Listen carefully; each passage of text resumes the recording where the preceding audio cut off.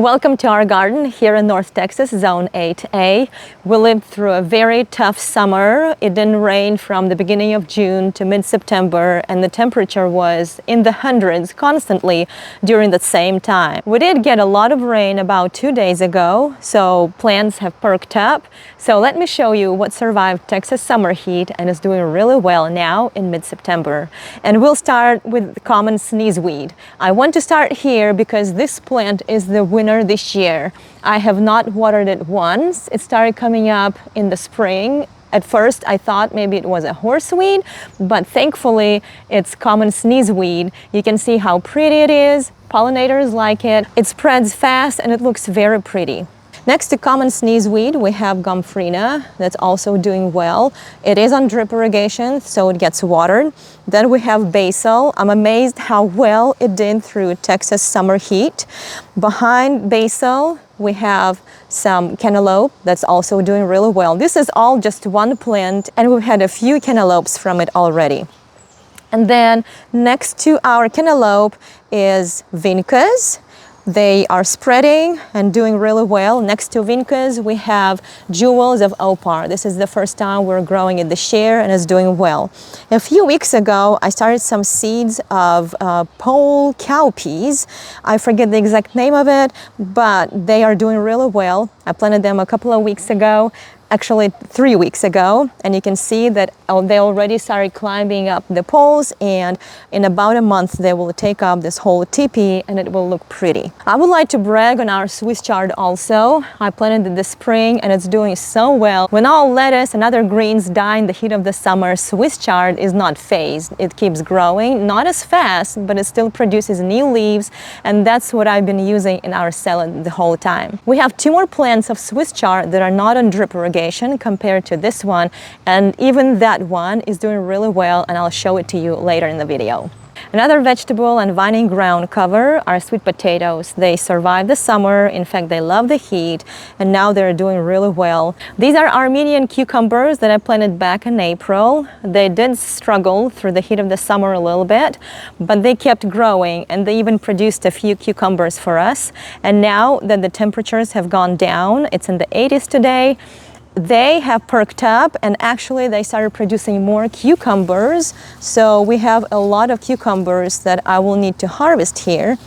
Right here we have a big one. Autumn Sedum Joy is another flowering plant that's doing well. I moved it here in early spring and it's been growing well, and now it's blooming and pollinators love it. Next to Sedum Autumn Joy, we have this new plant that I tried out this year for the first time. This is Lysianthus. It's a hybrid variety, but it was blooming profusely this late spring and early summer, and then it stopped blooming, but you can see that it started sending out a new shoot, and this one is going to bloom soon.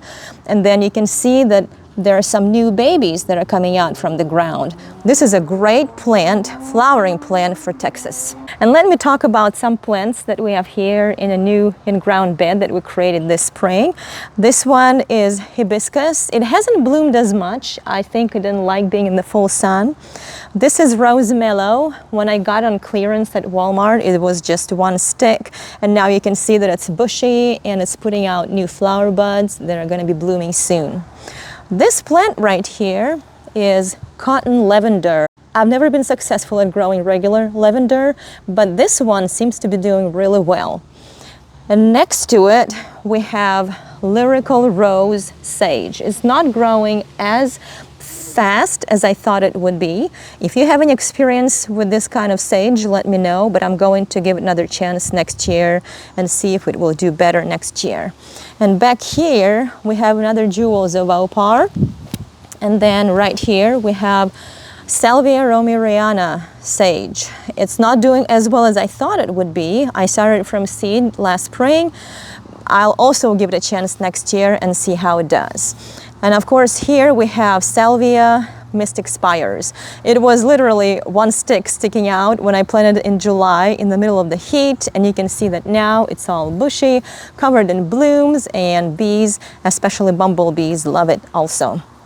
And next to it, I planted yellow chrysanthemum. I think the yellow color will look very pretty with the purple sage.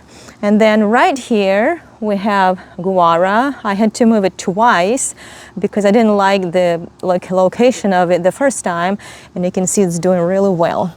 And I also wanted to show you all this celosia. If you remember in our last garden tour, it was this small batch of flowers, and now you can see it's gotten so bushy and they're growing and they're bright and pink. Eggplant and peppers struggle through our summer heat, but some of the eggplant actually survived, but some of them in the back, you can see some empty spots. Those are the ones that did not survive, but it's okay. And the peppers actually are doing much better. I decided not to pull them. I simply pruned them. You can see these spots that got pruned. And now all these new side shoots started growing now that it's much cooler, and they're actually putting out new flowers, and that means we'll have some new peppers soon. And remember the Swiss chard that I mentioned earlier in this video? Well, these are the two plants that we planted this spring. I never watered it even once. It survived summer heat and is doing great. I've harvested quite a few leaves from it. It can be used as celery. It can be used as greens, however you want it. Swiss chard is the great green to replace lettuce and other greens in the summer. Another must-grow vegetable for a really hot climate is okra. This okra is actually winding down a little bit because it's been here since April and we're in September, and nevertheless it's still producing some, like this pod, and we have a row of okra, and you can see that in front of the okra we have some lemon balm. I believe it's doing really well. It survived Texas summer real well. This is right here. We have echinacea that I also had to move twice, and it's doing really well. Another flowering plant that's doing really well is this Greg's Blue Mist flower. All throughout the summer, it was putting out these purple blossoms, and butterflies, especially queen butterflies, were covering this plant. Another salvia that's native to Texas is Millie Blue Sage salvia. It's been blooming off and on throughout the season. I actually planted it the last spring, and it's doing well. It's not as bright purple as Mystic Spire's salvia. Nevertheless, it's blooming and pollinators love it. And right here we have our fall corn that we planted about a month ago, and you can see it's doing well. It's not as tall as I was hoping it would be. Nevertheless, it started growing tassels, and also I see some signs of corn ears. Hopefully we'll be able to eat some fall corn soon. And the last vegetable that we'd like to show you is our purple whole peas that I planted a few weeks ago.